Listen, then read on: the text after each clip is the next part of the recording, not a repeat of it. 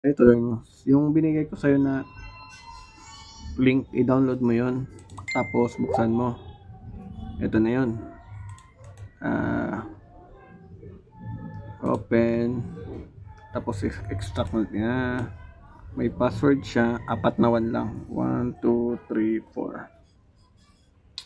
Okay, hintayin mo lang matapos. Okay na siya. So buksan mo to. Ito yan ang laman niya.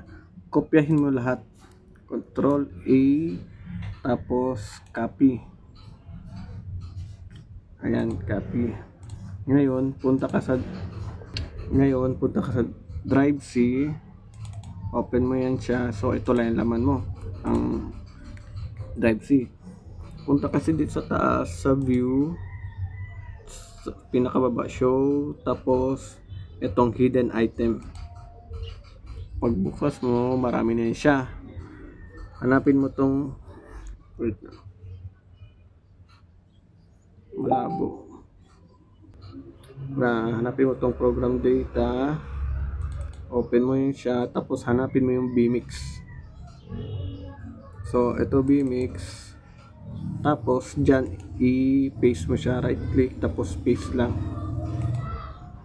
tapos balik ka dito. Sa akin na paste ko na, so hindi ko na gagawin.